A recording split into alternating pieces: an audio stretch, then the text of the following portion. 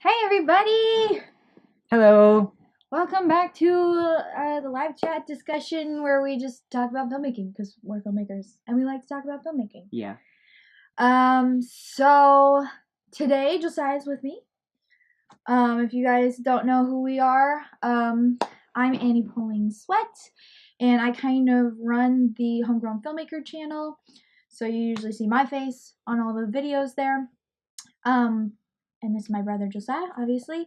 So we got started filmmaking almost 10 years ago now, actually. Really? Yes. Someone asked me that recently, and I didn't have an answer for them, and I just stood there like, I don't remember when I started, but it was a long time ago.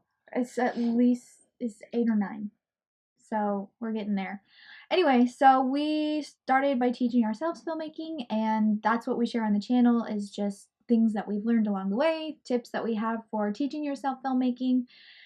So recently I've wanted to start doing these longer live chats to just discuss topics and get your guys' questions answered because I think it's very important to just be discussing filmmaking. I think it's very inspiring to hear people talk about it and just to talk with other filmmakers about it. And I know being self-taught and when you're homeschooled, also it can feel like you're all alone in filmmaking. Or you don't have a lot of people whom you can talk to about it, and so just wanted to provide that opportunity and hopefully inspiration to get going, to get working on projects, or to keep learning new skills. Yeah, so that's the purpose of kind of these discussions is what we're talking about. So I don't want to present ourselves as experts in any way. We've had quite a bit of experience over the years. Everyone does get different experiences, and so we we wouldn't call ourselves experts in any sort of way, but we just want to share what we're learning right now in hopes that it's inspiring and helpful to you guys. Mm-hmm. So today Josiah is going to be talking about editing because you're an editor. Yes. You do some other stuff too, but a lot of editing. And I actually left my questions on my phone. Yeah. So first question is kind of what do you do as an editor? Because I know that there's different types of editing. Like, what do I do specifically? Yeah. Well, out of all of the ways you can edit, I've kind of gravitated towards narrative editing because that's more fun, in my opinion, to build a story and everything. And all editing is about story. So whether it be, like commercial editing or anything, or even trailer editing, especially. But I kind of don't do those ones as much, just because I find them harder to wrap my mind around yet, and that's something I'm actually working on right now. Is kind of building up my skills to be able to do other types of editing. But what I do mostly is just edit like our short films, and That's what you're calling narrative editing. that's kind of what I'm calling narrative editing. Yeah. It's editing of actual films. Editing something that's been figured out, I guess, because like a lot of commercial editing and things like that, you get like just a bunch of footage and you're like, edit a story out of this, and you're like creating a story. Whereas it is kind of a simpler approach to like have a script right there that you can copy and then fix. Yeah. Like it's not 100% script to screen, because editing is the last revision. A lot of people say that, or I've heard a lot of people say that, a lot of professionals and such. But so that's kind of what I do first, is I take the script, put it on screen, and then go, this needs to be fixed. So that's kind of what I like to do, that side of things. Yeah. Could you run briefly through the other types of editing?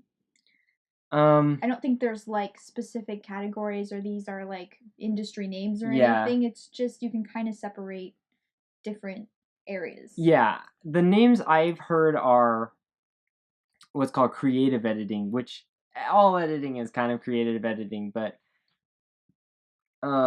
creative editing is kind of the commercial editing, or like montage editing, or even documentary editing, where you just like you have a bunch of elements that came from, you know, whatever. It could just be B-roll of, you know, people laughing or whatever, and you have to put some voiceover or whatever. And that was kind of like that editing, and that's what I've heard called creative editing, but or that's kind of what I've called it myself. And then I have narrative editing, which I don't know if that's the name for it, but that's what I like to call it, is what I like to do. And then I think the last one is trailer editing, which is actually different from the other two, but it's more like creative editing. And yeah. So Where do you think? Because I think I would classify documentary editing as like, would that fall under creative editing, or is that a different thing? I think that it's a similar skill set. Like all of the editing is a similar skill set, but narrative has a script to go along with it, and that kind of is what differentiates it from the other ones. Well, so it's more like everything else and narrative editing. Yeah. But then you have to get creative sometimes with your narrative editing, and so sometimes what documentary editing is you come up with the narrative that you want as you're doing it, and that's kind of what I don't like to do as much, but I do want to get better at. Yeah. So like I do a lot of behind the scenes editing sort of stuff where it's closer to documentary editing because I'm documenting what's happening on set. Mm-hmm. And that's the kind of editing that you don't like, where it's like, here's all these random clips of something that happened, make it into a story. Yeah, I don't like that as much, but I've been trying to get better at liking that more. Yeah. So how did you figure out that you liked narrative editing, and like how did you get settled there? Yeah. So I think one thing I guess I thought of what on an earlier question, or the first question you asked, was like where did I discover editing, kind of. Yeah. And I think I kind of discovered editing in a similar way I discovered a lot of things, which is like it needed to be done. And so I was the one most interested in doing something about it. So I kind of did that with sound on our sets and stuff. Like sound needed to be done, and so I kind of have ended up being the sound guy on most things, even though that's not really what I want to do. Yeah. But with editing, I think I kind of came from, there's sort of like, I think there's 3 different types of like editing personalities, and I'm not an expert on this. I read like a blog post on it once, and I was kind of like, oh, that's automatically interesting. An expert. You read automatically an expert. Yeah, expert. But kind of what they were saying was that there's kind of like, I'm gonna say 2 sides. I can't remember what the third one was, but it's kind of like a blend of the two. There's like technical people and the like artist people, and so like you come at editing, the artist people will come towards editing as like create a story out of this, or like whatever, I can use it. And then there's the technical side, which is where I feel like I sit, which is I actually learned how to use the tools, and then learned how to make a story with the tools. Kind of like what most interested me in editing is actually like cutting clips, and like that physical act of editing, like actually running everything. And like my favorite part of the edit is the rough cut, when you have like all of these clips and they need to be put like organized basically into a sequence that makes a flow, that all flow together. And like that's what is really fun to me. And some people are like, oh no, I just want to get to the like crafting of it. And I'm like, no, I just want to like assemble things. So for me, I kind of came from the technical side, that I want to, I don't know how to exactly describe it, but yeah, so that's kind of where I got my start. I think in our little group of you and me and our younger sister, that when we started like getting interested in films, it was like I was the tech. So like I ran the camera just because it was really technical for you guys who wanted to act and direct. Yeah, anyone to direct. And so it's like so I just ended up learning how to run a camera, and then in post I figured out, file formats and how to run the tools, and so it came from a technical perspective rather than like, since I was generating the footage that I was editing, I was interested in finishing it. Yeah. Whereas, I mean, you probably were too. You wanted to see it finished, but you didn't actually want to. I mean, we all kind of dabbled in editing, but for the most part, it was. I didn't want to sit down and actually do it. Yeah, you were like, oh, Josiah wants to do that. I'll just let him. So I think that's kind of where I started, and that's something. That's kind of what I mean when I'm trying to learn. Like right now, I'm trying to learn how to be a little bit more creative because I came from that such a technical side. Yeah. And sort of a necessity side, but it's definitely where I fit the most, and so I really enjoy that. Yeah. Part of filmmaking. Yeah. So if you're just joining us, welcome. I see a few people in the chat. I think we got LG. Hello. Welcome back. We got Max. Hi, Max.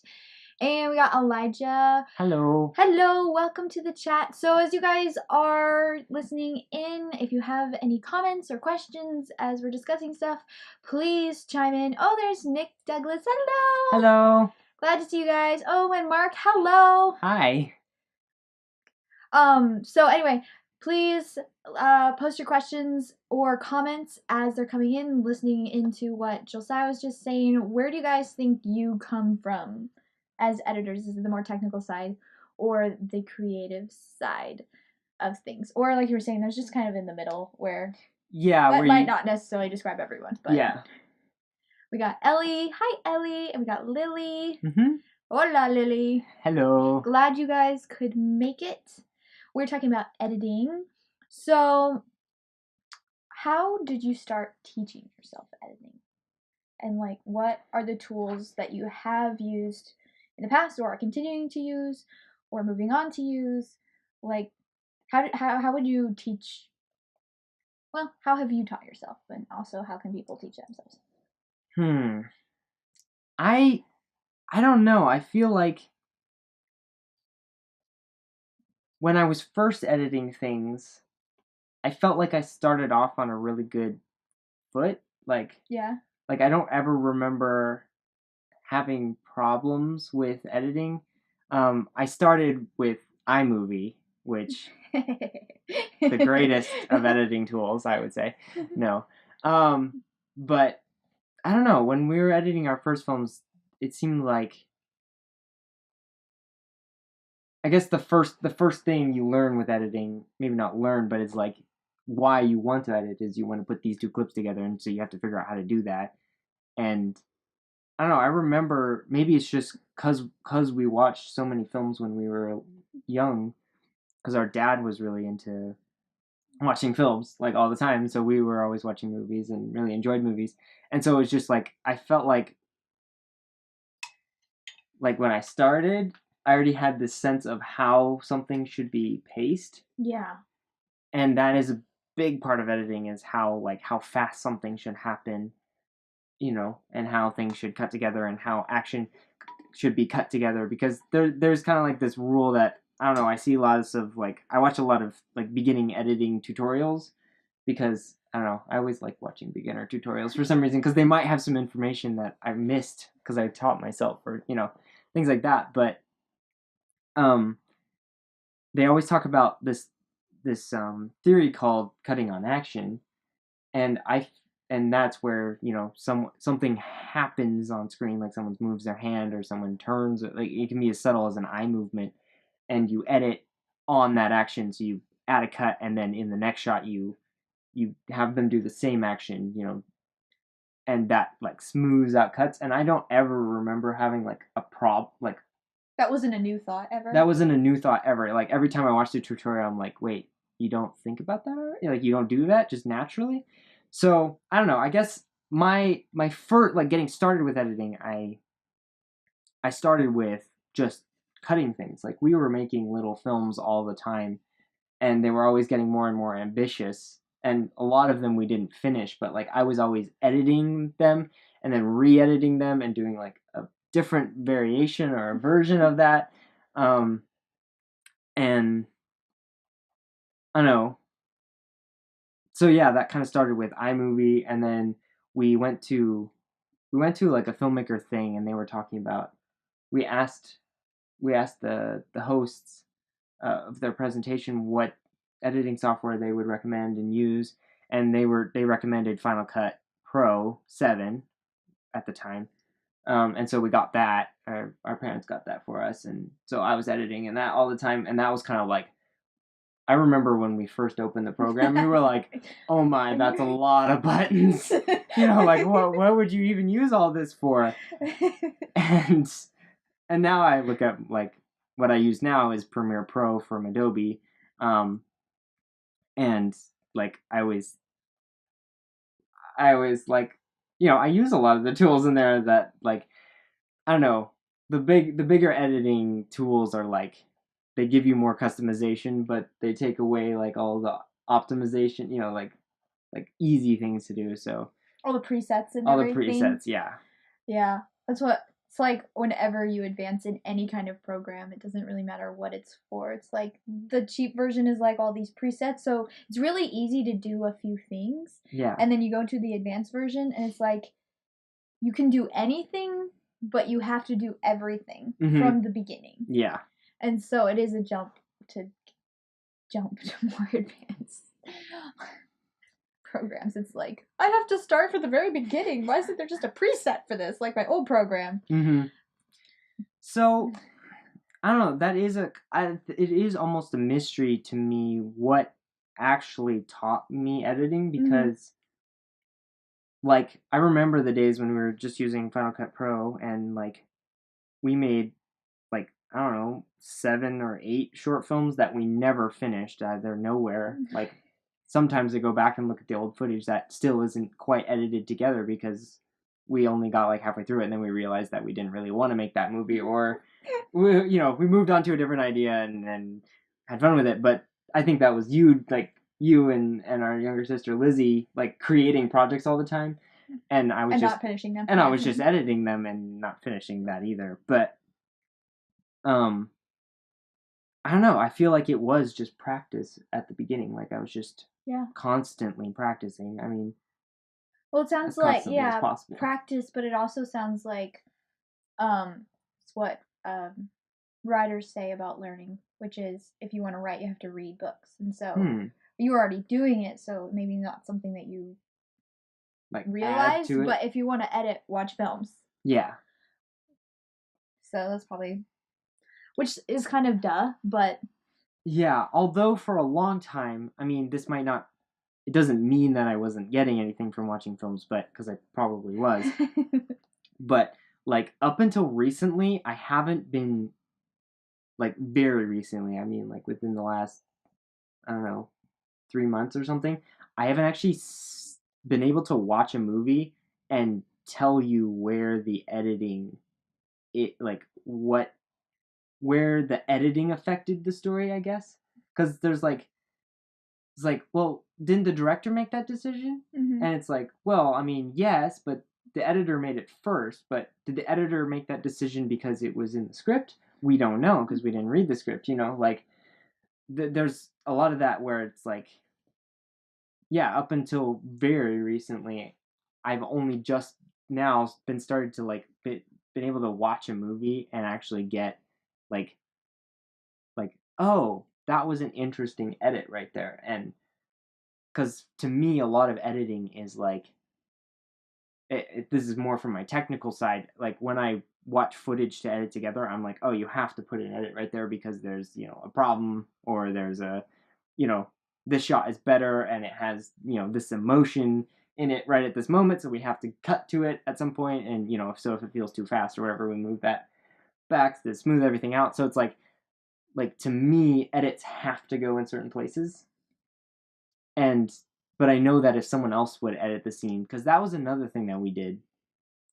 We made a couple of films where I would edit a version and you would edit a version, and our younger sister Lizzie would edit a version, and then we'd watch all three and decide which version was better or which pieces were better. Yeah. And I don't like that's a huge waste of time in like professional editing, like for a film. You don't want that, but as a learning tool. But as a learning tool, I don't like. I can't say how much that did, but like I wonder, because I do remember watching some of your versions or some of our younger sister Lizzie's version. That it was like I would watch it and I'd be like, oh, that's interesting. I didn't like think of doing that, because in my version everything had to like. When I watch footage, it like no, it has to cut like this. Like that's kind of how my mind thinks of things, and so there's a lot of times when I,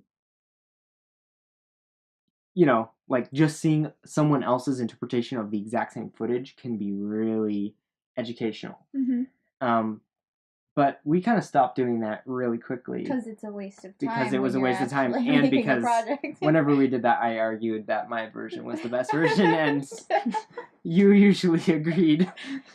Well, usually it was. Yeah. So might incorporate ideas from the other ones, you're like, but I like this thing from Lizzie's, and I was like, but mine it's a puzzle all put together. Yeah. If you move one thing, it's gonna mess up the rest I was like, of it. But then this doesn't make sense later, and yeah, okay. Welcome to editing. Yeah. So what about like, I think that every kind of area of filmmaking, well, this goes for more than filmmaking, pretty much every interest that you might have, kind of once you get past the initial learning phase, splits into two different things that you can learn. Mm. And it's kind of what you've already highlighted, but there's the technical, and then there's the like the creative, or the in filmmaking it's often the story or the art. Yeah. The art is a good word for it. It's the artistic side of filmmaking. And so are there specific tools that you can think of that help you on the technical side and help you on the artistic side that maybe didn't help you when you were learning, but have advanced your learning past like the basics? Like resources? Resources, or like, did you watch a lot of tutorials? It's just all experience from editing things? Yeah. I don't, nothing's coming to mind like straight up, like, oh, obviously this, but what I could say is that I felt like learning what the tools do and like how to use the program itself, like most of that was just experimentation, and I don't know, I tend towards that. Like everything I learn, I just experiment with like all of the buttons and see what it does. Like yeah, and sometimes it's like, this does nothing. I'll never use that button again. And then later I learned that button actually was doing this other thing that could be useful. And like,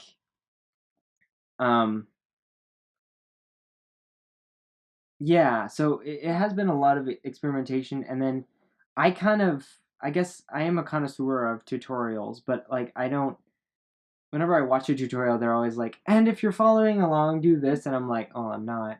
So like, I don't follow along tutorials. I just watch them to hear what people say.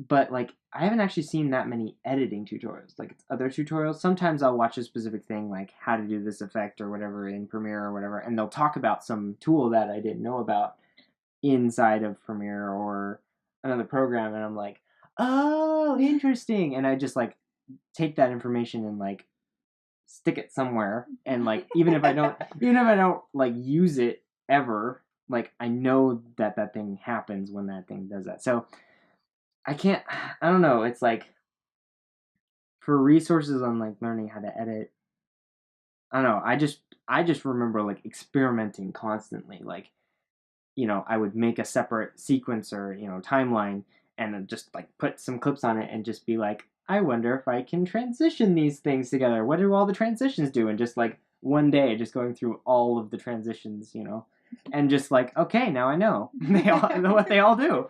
And, and sometimes that'll influence what I do after that point. But like, I didn't come out with a finished product. I didn't like do anything. I just have, we used to shoot random footage all the time of like our hikes in the mountains. Yeah. And like Our experiment cat. with and... camera gear, or yeah, just watch our cat, you know. And so it's like we had tons of footage, and we made like a project that was called all of our other footage, like just experimental footage, that we just threw all that footage in. And I just remember going in there and just like, I mean, sometimes trying to make a story out of just random footage. So it was like even way back then when we were doing that, like experimenting with that, the creative side. But like, I don't know, I just remember like, what is color correction? You know, like what can you do to a clip? What are these, you know, cropping and like, you know, transforming and moving clip, you know, animating clips around and stuff like that to see what it does and how it works, and yeah. Yeah. So I don't know if I can think of any like particular resource For technical besides experimentation and just like any tutorial that looks interesting that you feel like, oh, I wanted to know that, and just kind of absorb it. I don't know. That's, or at least that's how I tend to learn. So that's what I would recommend. But that's true. but kind of like, it's kind of however you like to learn. Like if you do like to follow along, I know there's been quite a few like tutorials and things where they supply the footage that they're using, and they're just like, edit along with us or something like that. And if you learn that way, then that's how it goes. But I kind of tend to feel like with editing, you don't like, you want to watch the footage, edit your own version, and then see what they do, because like seeing how theirs differed from yours adds like this comparison, you know, this contrast to like either how you can get better or how or what style you like, and it's kind of hard to judge which is which. And I don't know if I have any tips on doing that, besides sometimes you're just like, oh, when you're watching theirs or something, you're like, oh, I kind of liked how this moment was longer and mine was so quick because that's all the footage I found of it, or I didn't, you know, like extend this moment or something like that.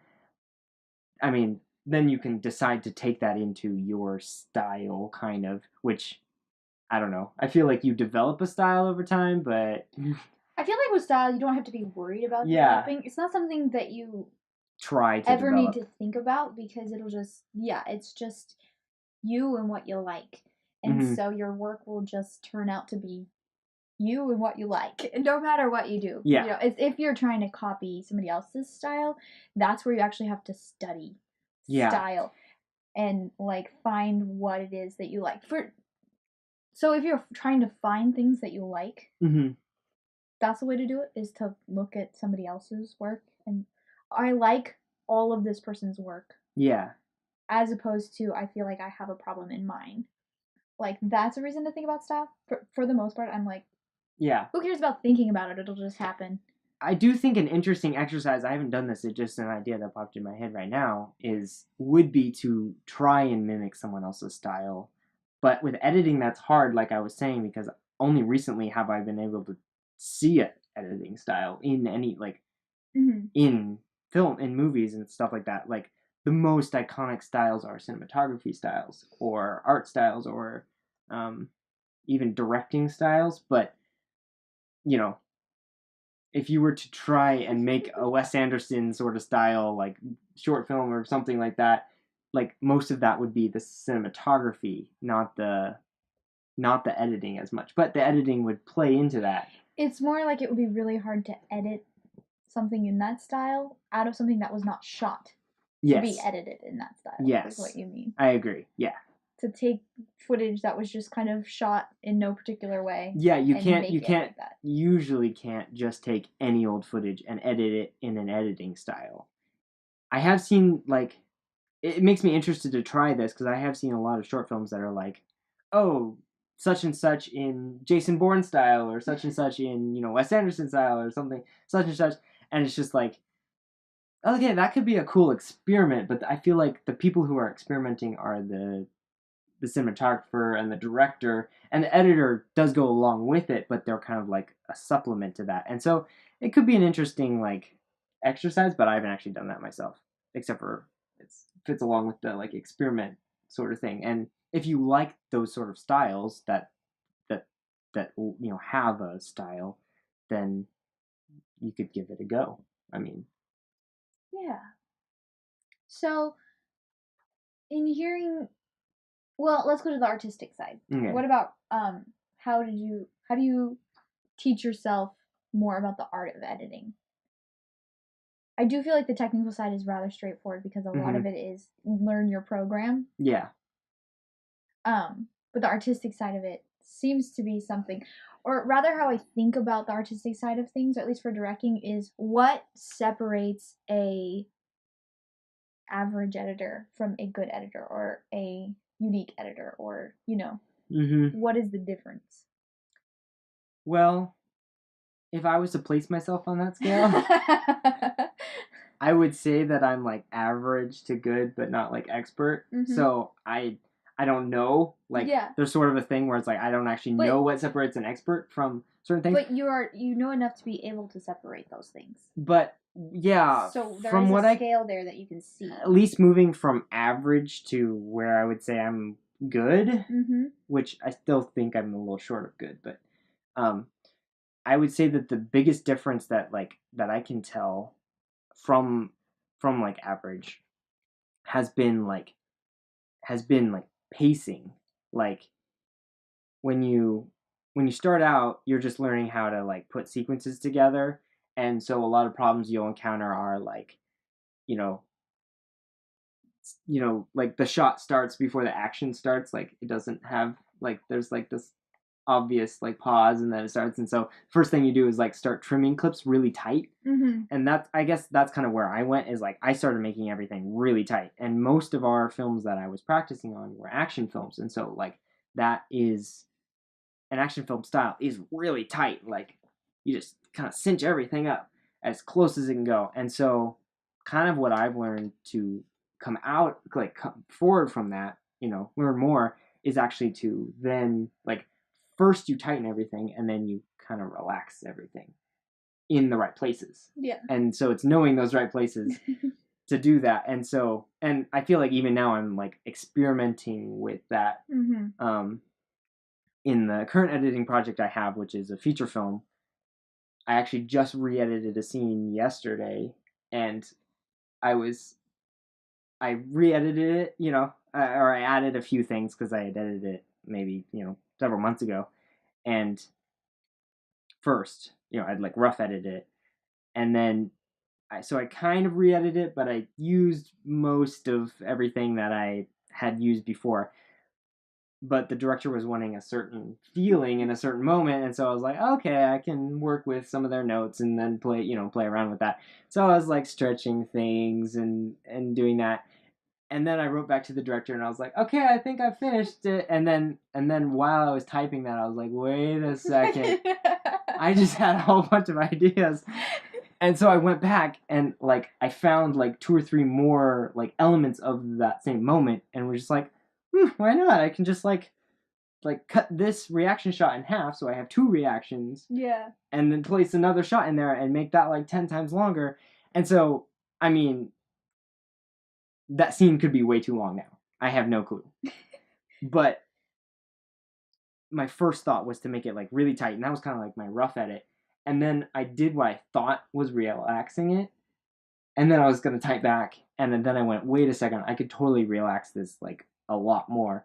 And so I kind of feel like that was an experiment. Like I kind of experimented with like really relaxing this moment, like to make it super long. When before I was like, well, there's like in my head I was thinking there's no footage support of this. Like there's this moment, then we need a reaction shot, and then there's the person reacting to that, and then they react to that, and then the moment's over. Like, can't do that. And so I was kind of like, wait a second, what if we had like 2 or 3 cuts back and forth in them, like with the same emotion, like just holding on everything. And like I was using duplicate footage where it's like, you can't tell, her eyes are closed or whatever, it's just like she's closing her eyes for a really long time, stuff like that, where it's, I don't know. And so I'm still experimenting with that, but that's kind of what I felt has been the biggest thing from like beginner to good.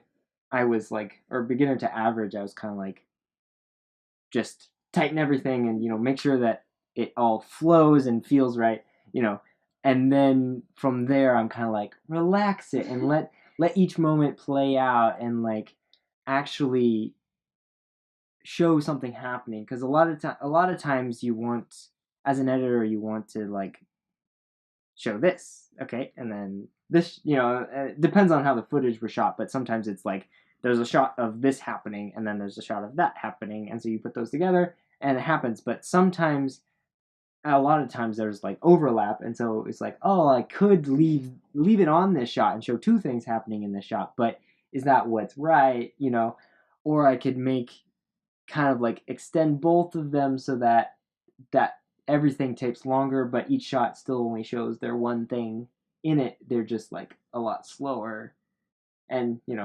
choosing takes and things that like fit that. Like sometimes there's a faster take and a slower take, and you end up using the slower take just because you want it to feel slower.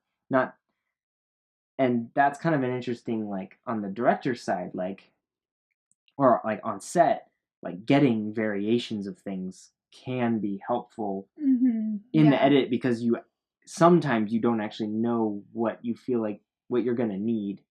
I mean, if you're really good, you should know as a director or whatever. But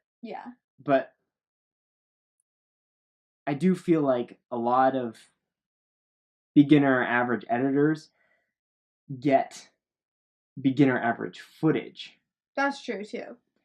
And I found that's an interesting like problem. Yeah. That like, as an editor, you don't start out with really good footage that gets you like shows everything from 3 different angles. Yeah, perfect coverage. Yeah, perfect coverage and like everything. You're actually like really problem solving, and it's like it kind of feels like the more I edit and the more professional we get and things like that, the more I'm like, oh yeah, whatever, I can cut to a different angle because we have that from 3 different angles. But sometimes you actually don't, and so I don't know. I'm kind of like, man, we should get some like professional footage and like give it to everyone all the time. No, to edit with, but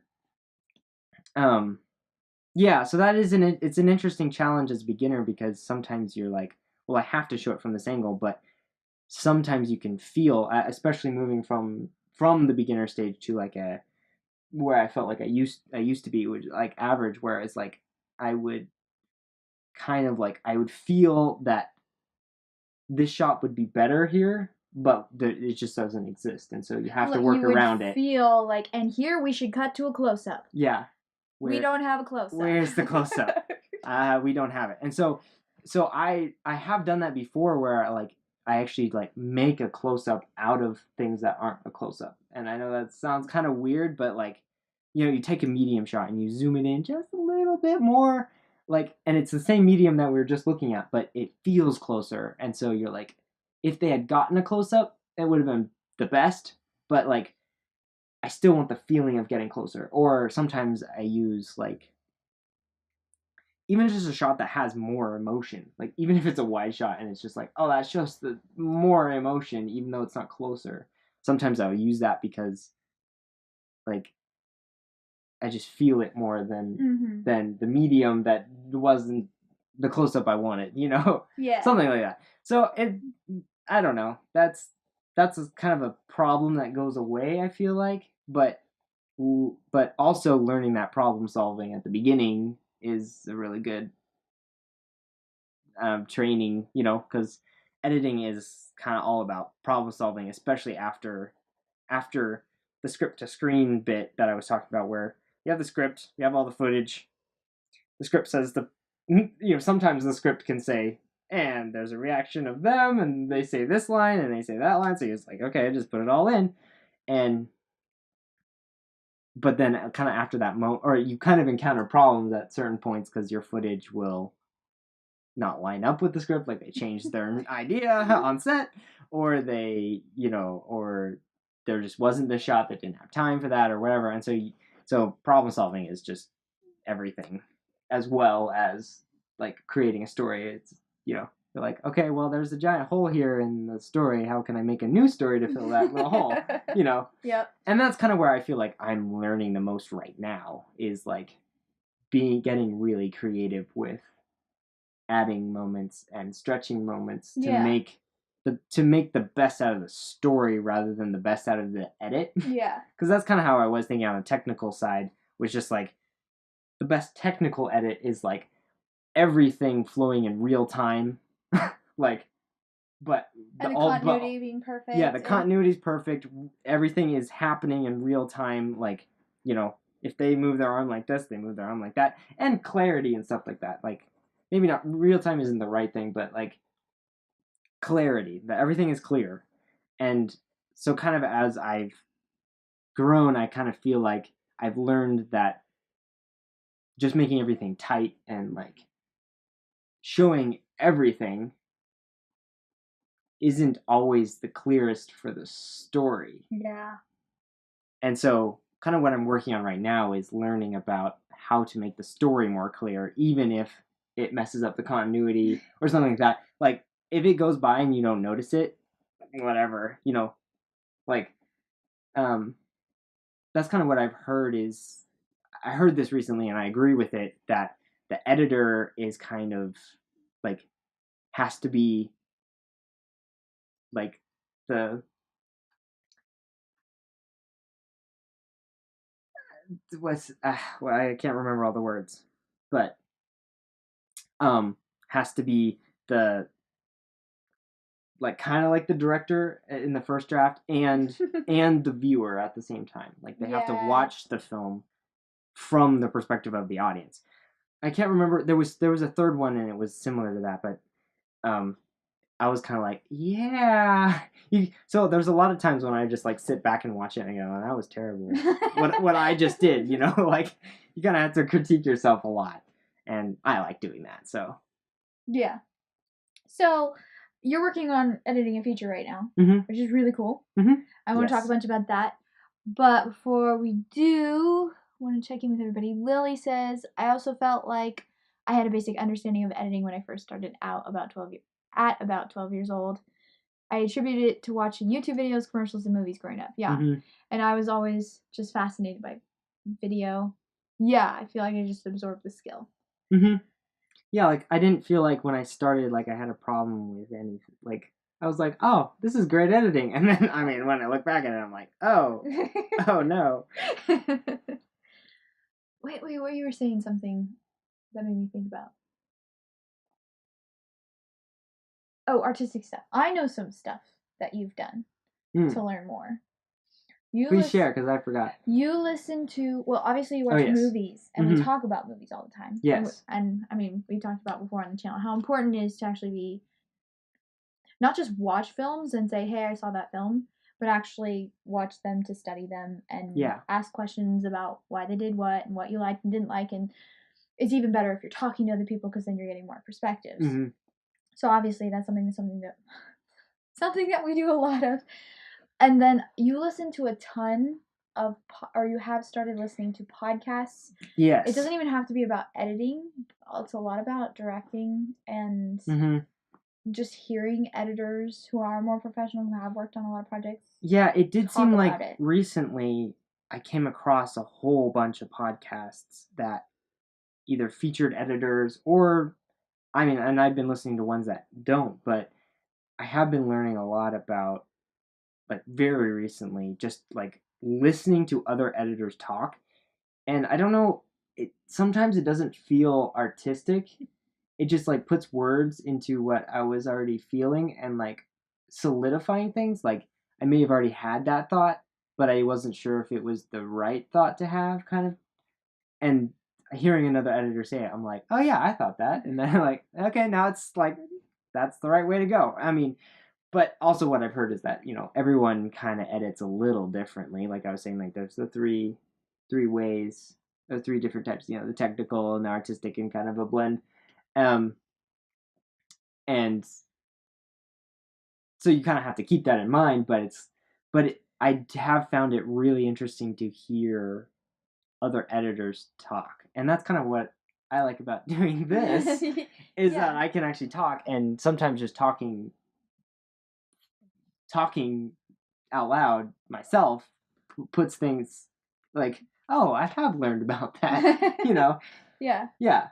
So that is something. So I don't know if we want to go into like specifics. Yeah, but, if you have any that you would recommend. The biggest one that like it seemed like suddenly they interviewed like 3 editors in a row, was the Film Riot podcast, and I'm sure a lot of you have heard about Film Riot. But yeah, their podcast, they interviewed a bunch of editors, one for John Wick 2 and 3 coming out. He was talking a lot about that. That was actually really interesting. And sometimes what they talk about is like just editing in the world, kind of like More like the business of editing. kind of, yeah. One of the talks I listened to was about like how to market yourself as like a freelance editor and charge things, or maybe that wasn't one of the podcasts. I don't know. I have been like that's kind of what I've been doing recently, is just like listening to a whole bunch of stuff about editing and about sometimes directing and all that. And it gives you a lot of ideas. Yeah. Yeah, so the Film Riot podcast was really cool because they had like 3 different editors on, and I just like listened to those.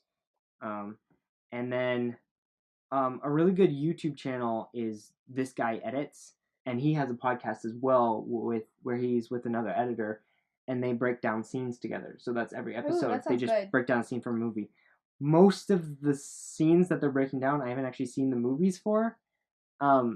And so I kind of tend to like, no, I don't want to listen to that because that'll like spoil the movie or whatever. But I've seen a couple.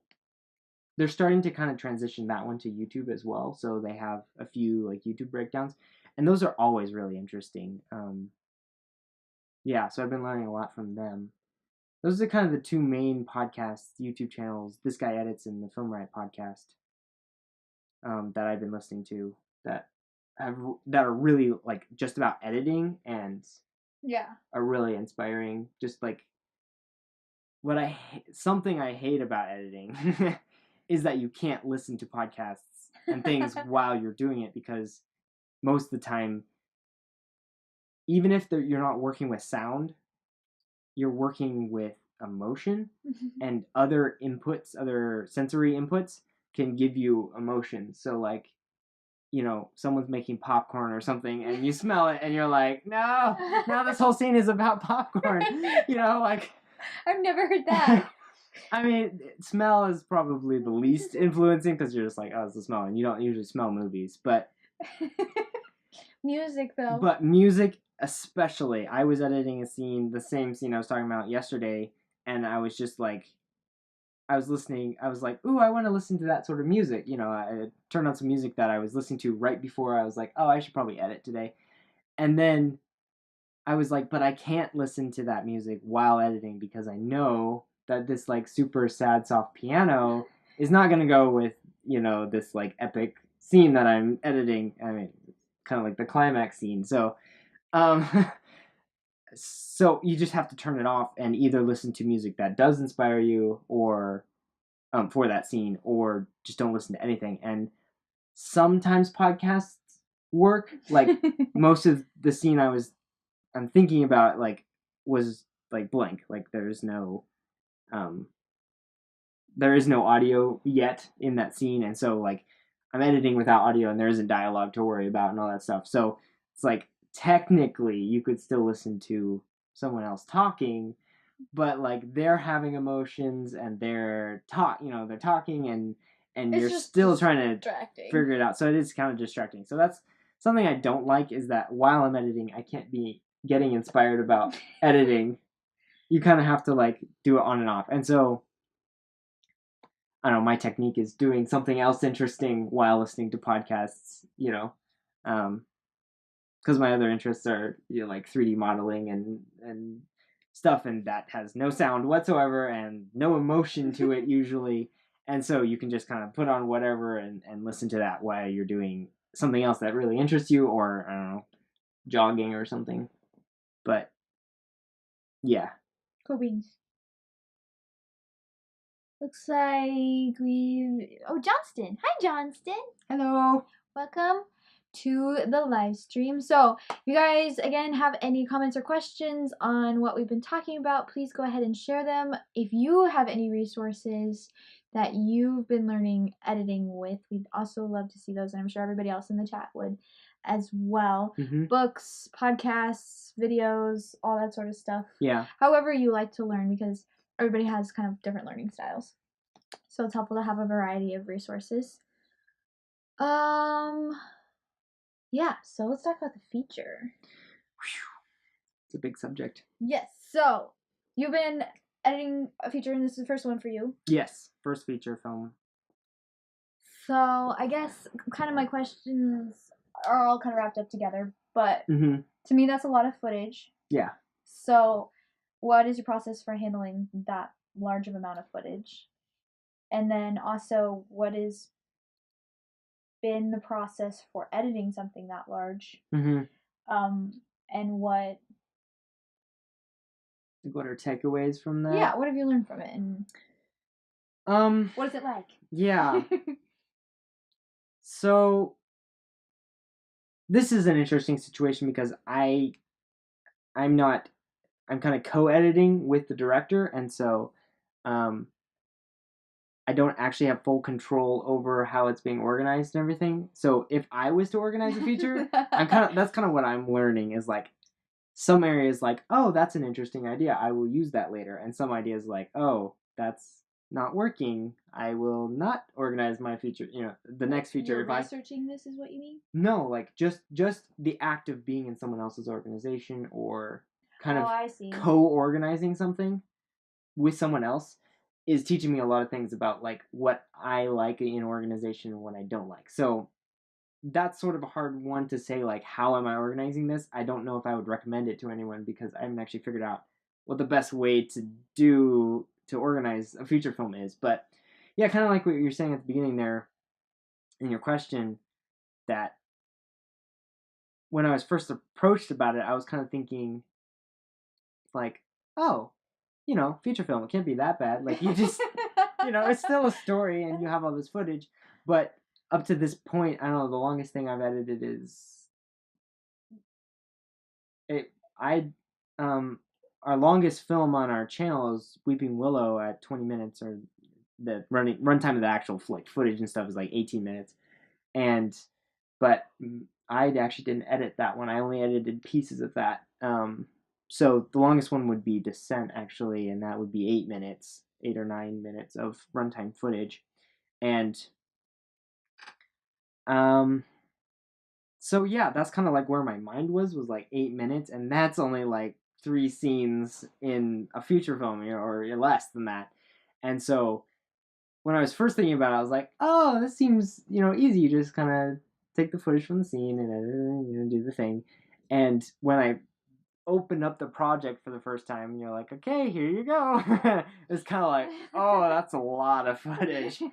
Because, yeah, so it was kind of like bigger at first than I thought. And, but I kind of feel like the process is the same as I would with a short film, where you first it's kind of the same script to screen thing, except for on a short film, what I would do is read the whole script and then do the whole movie. Yeah.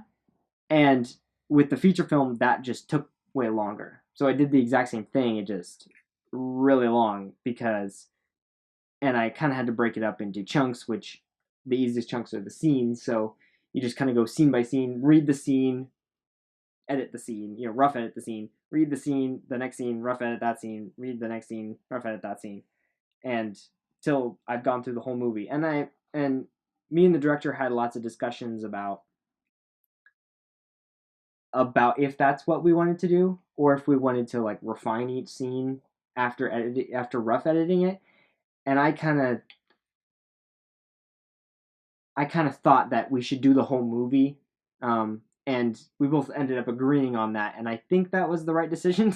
a lot of what I'm gonna say here about this is kind of like I'm still experimenting with this because it is my first. So I'm not an expert, of course, yet on it. But yeah, it's kind of been like just rough edit everything so that the story comes through, and then you can edit everything with story glasses on rather than technical editing scene glasses on, which is how you kind of go through the first scenes because there's so much of it. So yeah, that's kind of the first process, is just kind of trudging through rough editing everything so that you can get a picture of what everything is going to look like. Yeah. So, details wise, like how long did it take you to get a rough edit done? How long did it usually take you to do? Like, how did you split it up? Mm-hmm. Details. I'm sure everybody would love to know.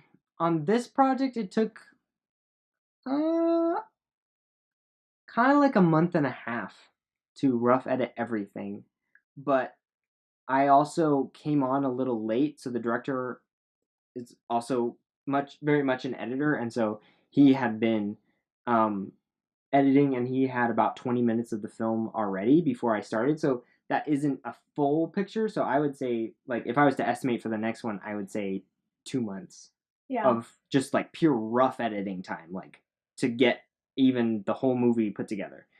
But that is with, I think the rough edited film ended up being 150 minutes, or maybe that's too much. Maybe it was an hour and 50 minutes. That's not 150 minutes. That's only 90, 30, 20. I thought it was 150. Maybe it was 150. So it's like way too long for a normal movie. So that's what we're working on right now, is trimming it down and cutting it from there. But yeah. So I would say like 2 months to just get a rough edit for this project. And then, sorry, what was your other questions? Or How did you decide to split it up? Like, what does that look like? like between us, or like, yeah, because you're not editing. yeah, because I am kind of co-editing, or I don't know, is that even the right word? But yeah. Well, we kind of decided that each of us have our strengths, so I kind of tend to I feel like I can script to screen really fast, like just take, especially dialogue scenes where it's just like, this is what the script says, that's what the edit says, you know? Yeah. And I can do that very, very quickly. Whereas the director, the editor, he tends to be quite a bit more creative um, on the creative editing side, and so he can take random footage and make a scene out of it. And so we kind of split it up. We kind of read through the entire script. I did read the entire feature script before I started each scene, but and that didn't take very long. That was like half an hour, you know. But to just read everything, of course. But yeah, so we kind of split up the scenes into what he would be better at and what I would be better at, and then we set about doing those things and, you know, doing each those scenes to get a rough edit out. Yeah, I don't know if I have more to say on that besides that. And uh, part of this feature film, like, the director really wants me to learn a lot, and I'm really excited about that and glad that I get this opportunity. So like sometimes I would edit scenes that he would be better at, because just for the sake of, like I said, like experimenting and figuring it out. And so since then I've gone back and re-edited some of the scenes that I've edited that were more on the creative side, and it was like, you know, the notes you get back are kind of like, I don't know, it's a little, you know, I mean, it's a scene, but is it good? I don't know. So yeah, but it has been interesting editing like with someone else, because there'll be changes happen like in the project, and you'll be watching something, you're like, wait a second, that's not where I left that, you know. So far that's been the feeling. We haven't done extensive like collaboration like yet, but yeah, there is kind of this feeling like, oh, that made that better, you know, and kind of like what I was talking about, where if you have two versions of the same footage or whatever, that you can kind of tell the differences. And I've been doing that with like versions, kind of, where I'll make a version, I'll send it off to him, and then he'll make a version based off my version. So it's like he didn't start from scratch, but then he'll come back and he'll be like, "Oh, that's interesting." You know? Yeah. Yeah. So, what have you learned?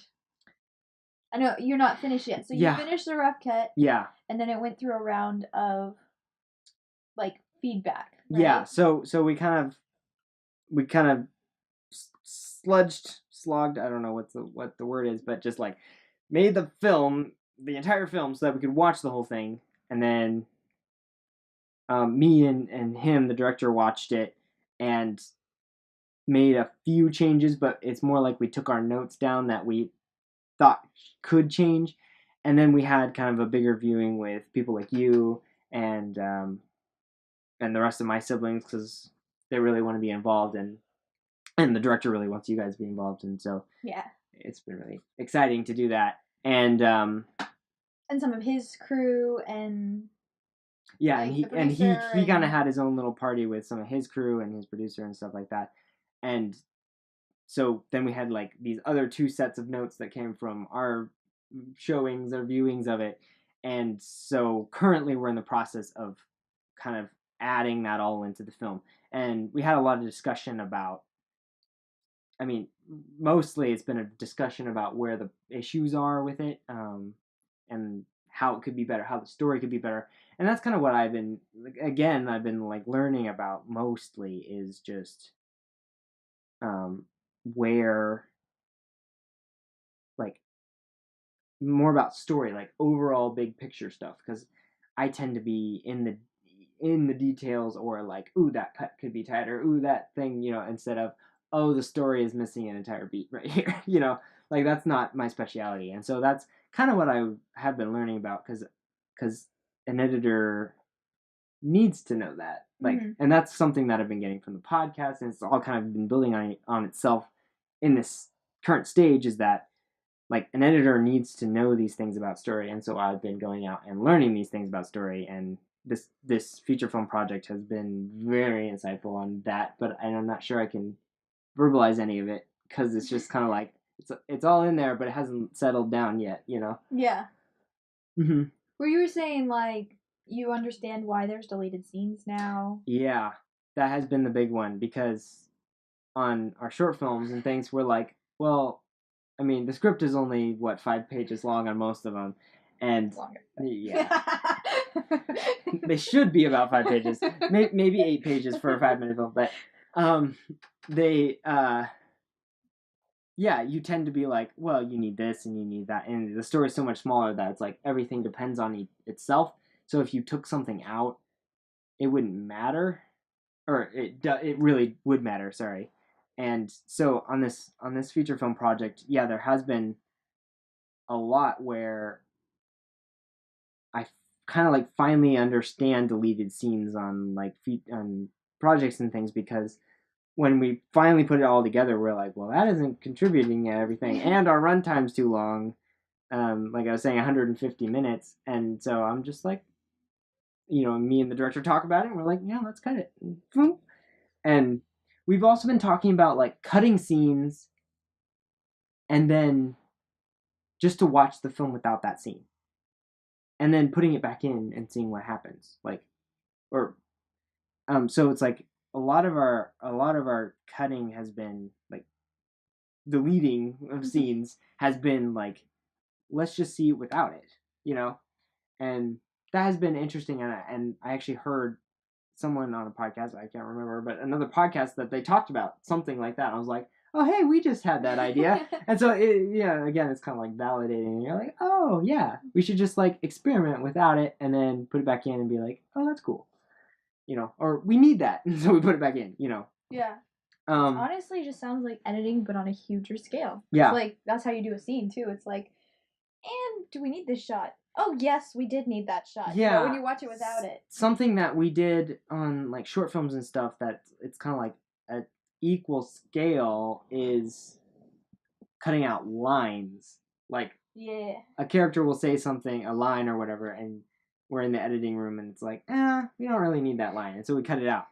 and or even put it somewhere else or rearrange things. That doesn't happen too often because a lot of times it doesn't work. But yeah, it's kind of like everything, but on a bigger scale. Because we're still cutting out lines. Like there's been several scenes where it's just like, oh, we don't need these 3 lines all in a row, and sometimes it's like, oh, we don't need this whole scene, you know. And so it's just, yeah, it just kind of happens like that. And so that has been eye opening because like watching bonus features and stuff, you're like, well, that was like someone worked hard on that scene. Like you watch the lead scenes or whatever, and you're like, well, the scriptwriter wrote that scene. They filmed that scene. That was a bunch of money on set, you know, that they spent probably, and then they just cut it out. And I mean, I guess it goes on the bonus feature, so they're still getting like value out of it. But it didn't end up in the movie, you know, and so it is kind of like, I don't know exactly how to explain it, but it's kind of like I watch with the feature film I'm working on. It's just kind of like, oh yeah, we don't need that scene, and I don't have any emotion towards it anymore. Like I don't feel sad that we deleted it too much. I mean, there's probably some scenes that you can, but it's kind of like it feels like everything's in service of the story rather than like on short films and things. If we cut out a scene, there wouldn't be any short film left because most of the time they're like 1 or 3 scenes, and so one scene would be way too much. Anyway, yeah. Yeah. Well, mostly what I was noticing as we were making comments and stuff, usually when we said you didn't need a scene, was when you were repeating a beat that had already been you were just the film was trying to enforce a plot point that was already established. And so it was like, we already know this information, we don't need this. That was most of it. That we were saying. To me, that's just speaking as a writer, that was really interesting to see. Because it was like, shouldn't you have caught that in the scripting phase? But, you know, you can't always tell in the script. Yeah. Like, what is too much and what you're going to need. That is an interesting thing that I've been interested to get into more recently, kind of because of this feature film and just around it and everything, and just everything I've been learning, is that like I've been hearing that editors have been getting involved in scripts, like on like big Hollywood stuff. Like this earlier you get your editor in, the better your film will turn out. And I've been like hearing that and been like, oh yeah, in my head. You know, of course, you know, that sounds fun. And I've just always been there with you guys when you're like writing the script or something like that. And so like I kind of take it for granted, but something interesting that happened on the feature film script is when I read the script all the way through the first time before seeing any footage, except for a little bit because I was on set for a couple of days while they were shooting, but I hadn't read the script at that point, so I had no idea what was going on, and you know, I was just some low level, you know, extra help on set, and and I didn't have any. I mean, I had a few dreams about editing. I kind of quizzed the director. I was like, "Hey, what's your post production look like?" And he's like, "Oh, I don't know." And I'm like, I wonder if I could get in on the editing process. But you know, so when he approached me and he was like, "You want to edit this?" I'm like, "Yes." I hadn't even thinking about that, but yeah. So I read through the script, and I remember like reading certain things and going, well, that's gonna get cut out. And like reading, you know, maybe not entire scenes, but it was mostly like with lines or like certain actions. I'm like, why do you need that? You know, oh, that's gonna get cut out. And so stuff like that where it's like, and then we went into the process of actually editing it, and maybe like 80% of those notes that I had just mentally to myself happened. Like we got to that scene, and I turned to the director. We did have a few days when we were like sitting right next to each other, and I was like, I turned to him and I said, you know, we were editing a certain scene. I was like, oh yeah, when I was reading this scene, this line didn't fit at all, and I can see now that it doesn't fit at all, and so we should just cut it. And like I had already problem solved like how to fix it while I was just reading the script before I saw any footage. Yeah. And so I kind of felt like, man, if I could like read the script before we shoot, everything would turn out so much better, right? You know, like, and of course, when I said 80%, I do mean 80% because there was a few times when I was like, oh, pleasantly surprised. This worked. And maybe we'll cut it out later. We don't know. I can't remember most of those notes because those are kind of like rough note or rough edit notes, kind of. When you're like really broadly cutting things, maybe not whole scenes, but like lines and stuff. And yeah, so I don't know. It's been an interesting thing that like I've been hearing about professional editors being involved earlier and like being on set and like advising things on set. There's one podcast that was talking about Baby Driver and how like the editor watched every take before they shot the next one, so that he could tell them if it was going to work or not. And that was partially because of like how the music worked and everything with the film, but it's kind of like, oh my, that's like the extreme level of it, but like it could be really interesting to like get involved earlier. And so I feel like I don't remember why I was on this tangent, but but yeah, that just like what deleted scenes are for. I guess what you were talking, okay, it was inspired because you said that as a writer, you were watching the finished edit and you were like, well, the rough edit. The rough edit, yeah, the rough edit, and you were like, oh, I could see how writing this differently or something would help or fix things, or like the double beat sort of thing that you're talking about, where it's like you really want to pay attention to what beats you have and that you don't repeat things, or if you do, it's on purpose. Yeah. And so, or like really on purpose. And so that kind of led me to think like you as a director kind of saw that as, or you as a writer kind of saw that as like a writing thing. Me as an editor is kind of like saw you as a writer. Me as an editor saw you as a writer going, hey, I wonder if I could edit a script like a movie before the movie, because I kind of already had those thoughts. But at the same time, I feel like there's several, like you were saying, like there's a lot of things that you feel like you wouldn't be able to see in the script. Yeah, you're just not sure. Me as a not visual person, I can't envision exactly what it's going to look like when I'm writing the script. Like I usually envision what it's going to feel like and where I want I imagine what I want the audience to think at the end of a scene or at the end of a sequence. I imagine where I want the audience to be.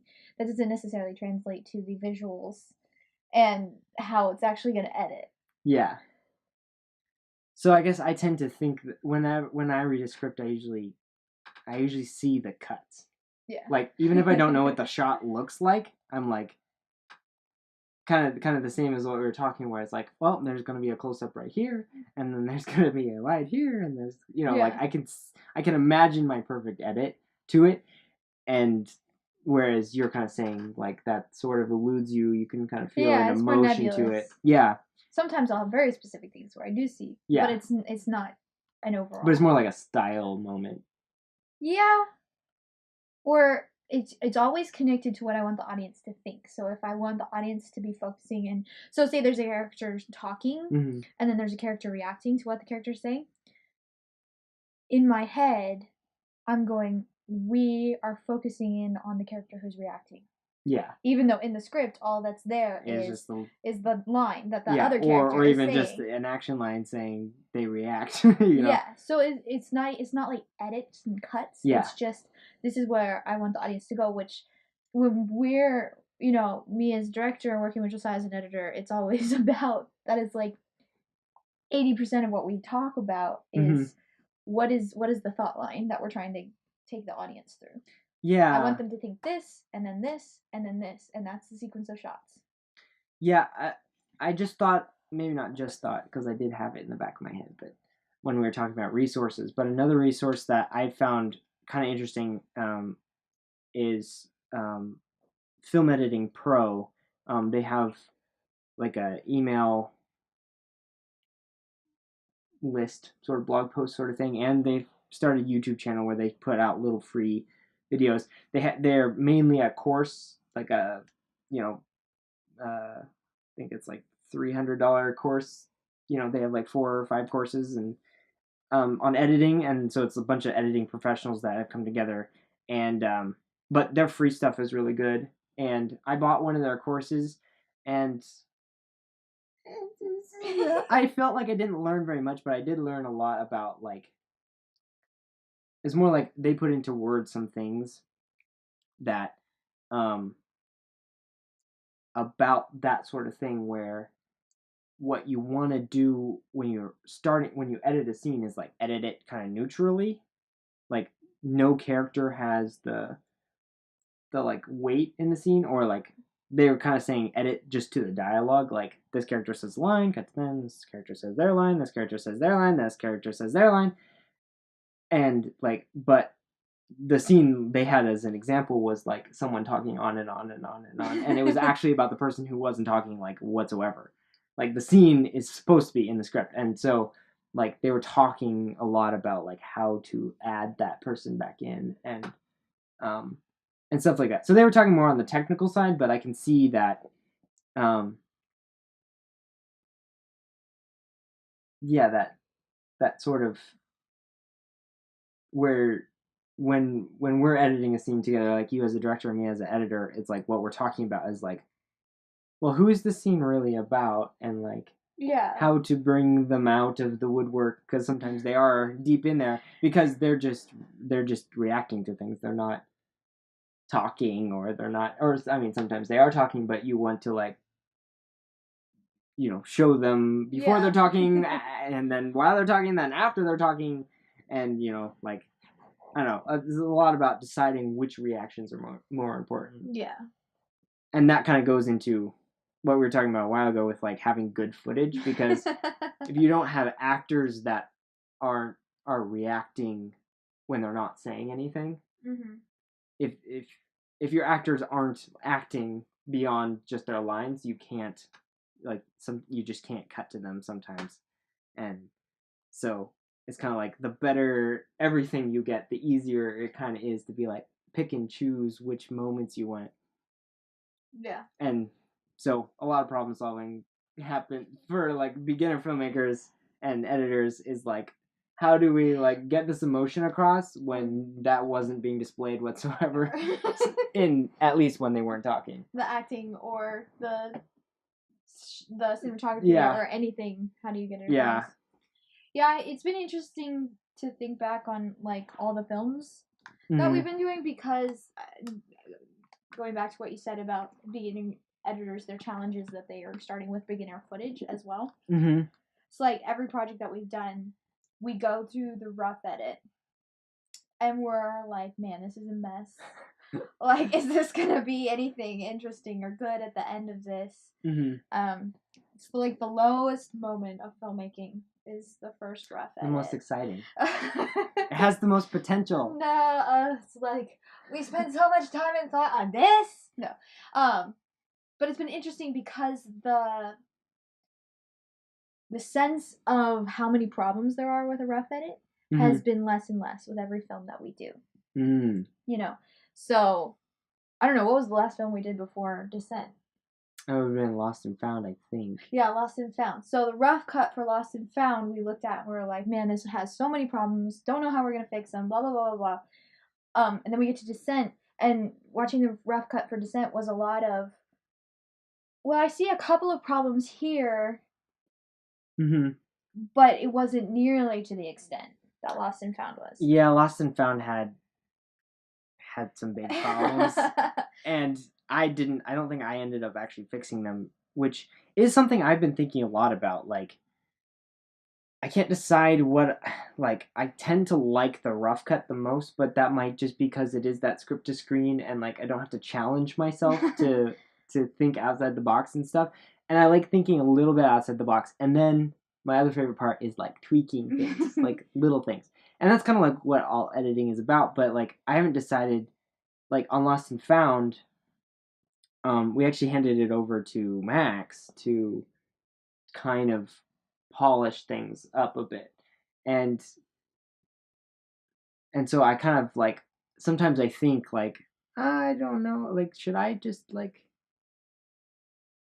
is that my role? Like just rough edit things and send them off to other people to polish because that's kind of what I do. Like that's my favorite part anyway, is rough editing. So I don't know, but yeah, with Descent, we had like one main problem that like there was this one scene that didn't really go anywhere, and where it was in the script, like first it was put where it wasn't from the script in the film, and it was kind of like, no, not really. Yeah. And so I experimented with moving it around a few other places. I think I did that experimenting before I even showed you the rough cut, and so you watched it and you're like, wait, was that scene supposed to be there? I'm like, no. But I was trying a thing because it didn't go where it was supposed to go. Yeah. And we kind of ended up like cannibalizing it and putting it everywhere. Like it's just kind of separate. Like there's one scene that's just kind of sprinkled in certain areas, but that used to be its own like scene. So, but yeah, you're right that kind of with Lost and Found there was like all these like kind of like big coverage problems and story problems. Yeah, and with Descent it was kind of like we had too much coverage in a few areas, a little less than needed in some areas, but we did a pickup shoot that kind of fixed that. And so there really wasn't any problems besides that like one floating scene that we were like trying to figure out what to do besides making each scene like bring out the emotion that needed to be there or that you wanted to be there. Yeah. So it's just that point that we've gotten more intentional about planning everything for the edit. Yeah. In pre-production so that we shoot for the edit. Yeah. And so the better that we get at that, the more quality footage you have to work with once we get to editing. Mm-hmm. And we can actually see that progression because it's getting a lot less panicky when you watch the first the rough draft. You're just like, ouch. Yeah. All the work that everybody put in, and you're like, there's so many problems. Yeah. Okay. Yeah. So we're gonna wrap up soonish, but I wanted to go through one last thing. What does your process look like? Like, detailed. You get the footage. Mm-hmm. Like, what happens? What happens? What's the workflow in the process? Typically, since I'm kind of all by myself in the first bit of post-production, I mean, everyone likes to help out, but I'm kind of the singular editor, so if you had a team, it would be slightly different, but I mean, the process would be the same. I typically go watch all the footage, which is impossible on a feature film, but... Well, do you normally But on a short film. Yeah, so I tend to... I log everything, which is naming it and organizing it, which is usually just naming it, but sometimes it's just putting after you name it, you take all the clips that go in a singular scene and put them in their own folder with that scene name.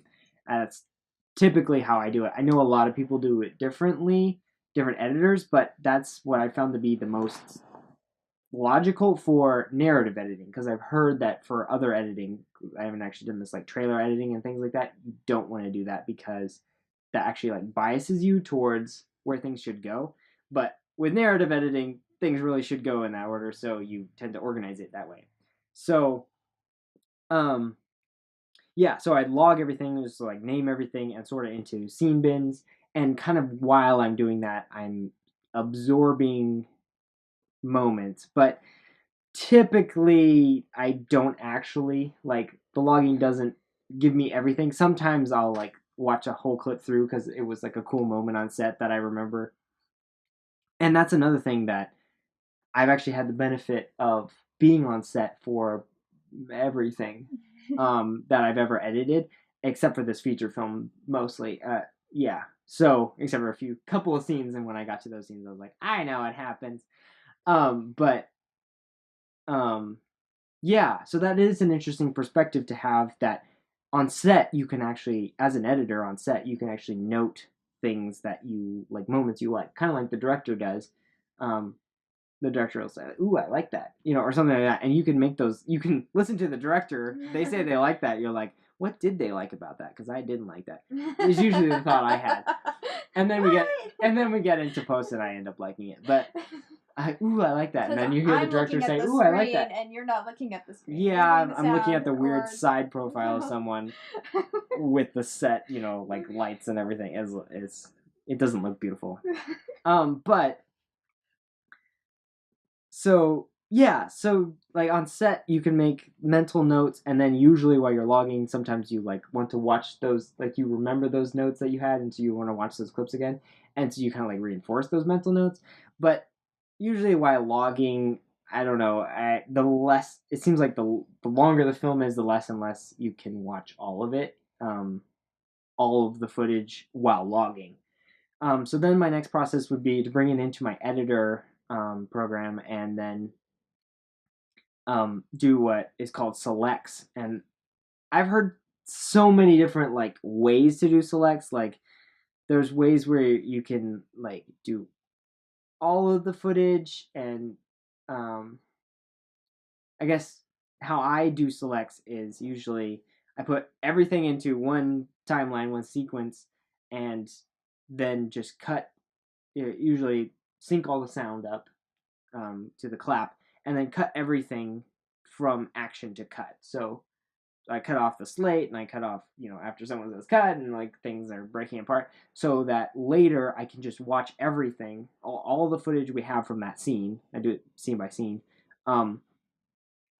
just kind of straight through with no like character breaks. Mm-hmm. And so if I come across like bloopers and stuff like that, I'll highlight them and put them off to the side or something like that. But yeah, so that later you're just watching every single performance of that scene. And that worked really well for Descent. On the feature film, it was a little harder because um, the scenes were so long.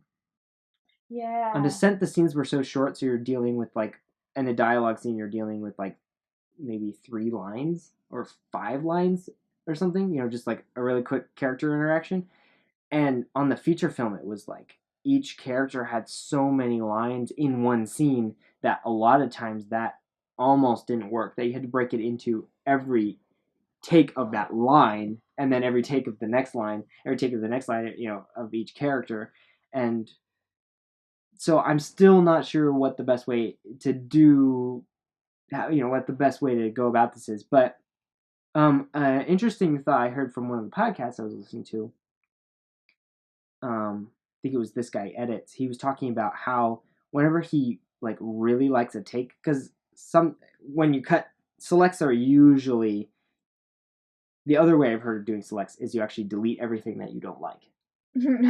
You really are selective. Yeah. So you first you sync up everything, and then you go through and delete.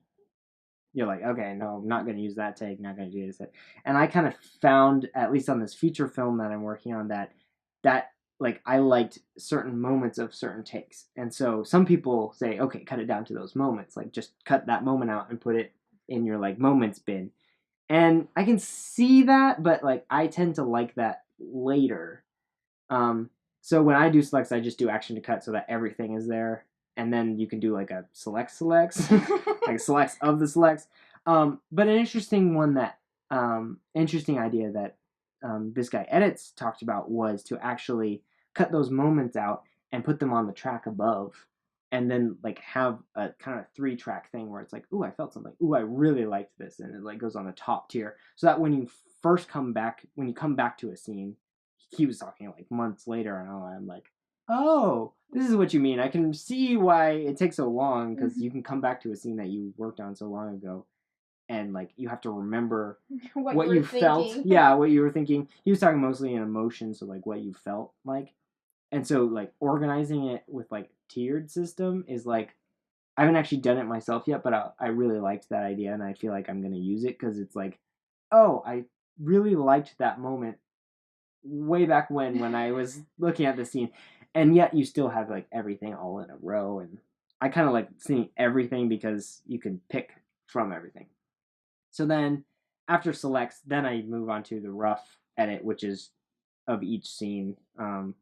So for the feature film, I would do a selects of of each of one scene and then rough the scene, and then selects the So next you scene, would just rough the be scene. pulling your favorite take from Yeah, your selects and editing it. yeah. So then the rough edit would be putting all my favorite takes of each dialogue line together, and then kind of do an initial kind of blending of everything and solving any really big issues like there's no footage for this moment, or Continuity.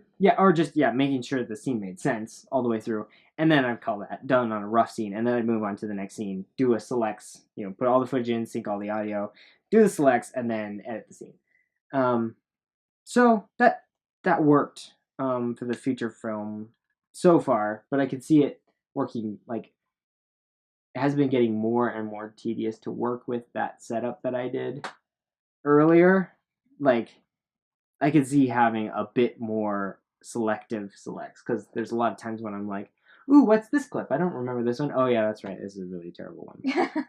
Like, I suddenly remember that it doesn't belong in here and I will never use this, but it's in there anyway because I put it in there because I'm like, it's everything, And, so I'll delete like false rolls and things that actually don't have anything in them. But and then after that it gets really creative. Like, the director comes in, or and you're just like, on Descent we spent days upon days just together in a room, just refining everything. And so kind of at that point is when the director has like their say and their input, and you turn it into the director's movie rather than the editor's movie, because that's kind of the rough cut is the editor's cut. So you can do a rough cut and then an editor's cut where you kind of like refine it yourself and then show it to the director, and then you do director's cut, and then you show it to the producer and you do a producer's cut. We haven't actually done it that way, but I can see that happening, or that making sense. I know why that happens. When like a long time ago, it felt like the rough cut is the final cut to me. Like, it was the perfect cut because it was the first like when I tend to rough cut very refined, I would say. Yes.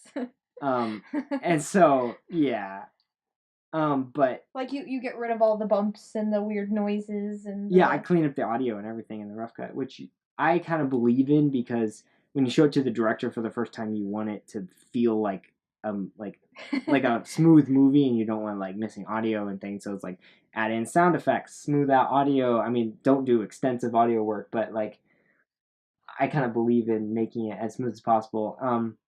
Another thing that we haven't touched on is temp music, but I don't edit with temp music, and a lot of people do, and there's kind of like good and bad sides to both.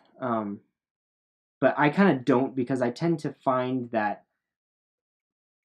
once I've edited a scene, if I had a piece of music in mind, like, I don't usually have a piece of music in mind, but if I find a piece of music that I'm like, ooh, that would match the scene, it usually lines up. Like, if I've edited a scene correctly, it will line up with a good piece of music, because music has a flow and a beat to it and a little story in it. And so if my scene has a little story in it, it usually matches the music. I don't know why, but I always find that it does. Like, sometimes even like hits, like a comedy moment will hit on a comedy beat in any, like, I've done like 3 tracks of music, all different soundtracks or whatever, to one scene. That is something I like to do a lot. Is just like have some fun, throw some music in there, and they all line up usually. Like, unless the music is like way too long, because then the story's kind of stretched a little bit. But like, if I have a scene and it's like 2 minutes long and I find a 2-minute piece of music, it usually fits like perfectly to that scene.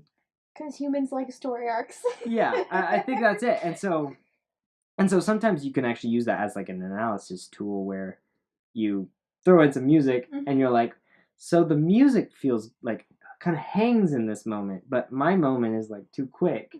And I wonder if I should like kind of bunch it over so that it lines up a little better. And that's kind of what I feel like is the danger of temp music as well is that you will actually edit to the moments of the music and not for the story. Yeah. Because sometimes there is music that just totally does not fit, and you're like, I know why that doesn't fit, and it's not supposed to fit, kind of thing. So yeah. Besides like temp music, I tend to smooth out the audio, and then we just kind of refine it. And there isn't really much of a like process to that I can like describe, except for just, well, there's a problem with that scene, do that, watch that moment, or then watch the scene. If you feel like the moment's good, move up a level, watch the scene. Is the scene good? Maybe not. Maybe adjust some things. Again, watch the moment, watch the scene, and then watch the whole movie with that scene in it. And that gets harder with the feature film because it is so long that watching the whole movie takes a whole day. Is 2 hours of your time, and then you're making notes while you're doing that. Yeah, it's a whole day. So, like, it kind of gets like watching a moment, then watching a longer moment, and if that works, then watching the scene, and if that works, then you watch like 2 scenes leading up to that scene, and then a scene after that scene. You kind of like a little bunching of scenes, and if that kind of works or doesn't work, you go back in, and then you watch the whole movie for like a review session. Like you actually, that's something that I kind of didn't understand, was like, why don't you just watch the movie all the time? And you kind of can you kind of watch the film, the whole feature film in sort of a review session, Are we having technical difficulties? Maybe. Well, I think we kind of need to wrap up anyway.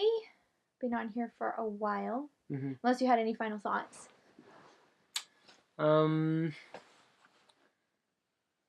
Not really. Besides, editing is fun, and I'm learning much more about it like right now in this period of time, and it would be interesting to see, like, look back on this later. Yeah. And that will be fun. Cool. Well, thank you everybody for joining in on the discussion. Let's see. Elijah said, I've learned a lot about editing from Steve Hullfish. He has a book out called Art of the Cut, and I've heard it's got a lot of great information for editors. So, for anybody who's interested in checking that out, I know for Josiah, reading a book is like the worst way that you could possibly learn. Yeah, I don't do books so well. But I don't know, Art of the Cut. I'll keep that in mind. It sounds interesting. So thank you for sending that in. We're gonna sign off here. I'm thinking that maybe the next one, we'll do another one next month, and it'll either be about writing or it'll be about producing, depending on schedules and who I can get to come talk to me at the time. So looking forward to doing that, and thanks for watching. Yeah, thank you. My name's Annie Poling, and I'm a homegrown filmmaker. Thank you so much for watching, and we'll see you next time. That's what it is. Bye. Bye, everybody.